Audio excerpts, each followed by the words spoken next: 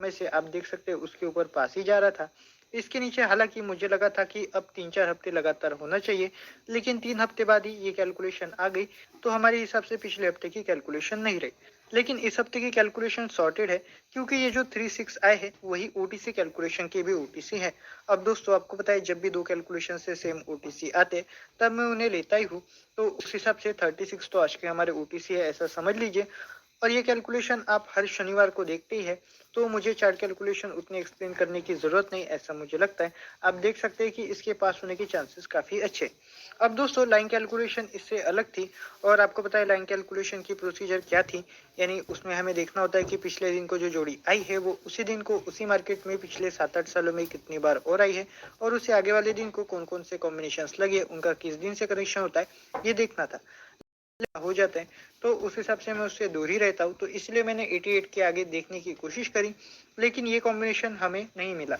उसका कनेक्शन मुझे दिखा रहा था 88 आने के बाद जो भी जोड़ियां लगती है, उसका कनेक्शन मुझे दिखा रहा था कि सोमवार या फिर मंगलवार से होता है, लेकिन वो भी यहाँ पर अगर दिखे हम इस हफ्ते में, तो 77 और 00 यानी डबल की जोड़ियां है, तो उस वजह से मैंने उसकी तरफ नहीं देखा, और आज के दिन लाइन कैलकुलेशन नहीं है।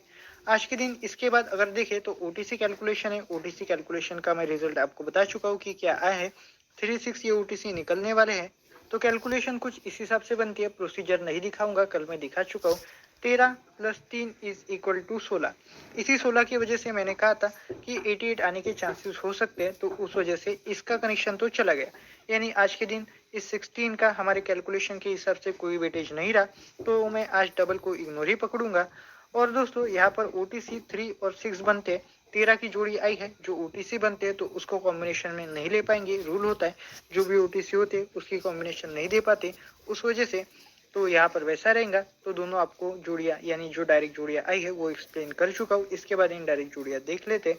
3 के हिसाब से देखें तो 6 से कम है क्या होता है, 5 होता है, तो 35 का कॉम्बिनेशन बनेगा। 3 से एक ज्यादा, सॉरी 6 से एक ज्यादा करें तो 7 होता है, तो 37 का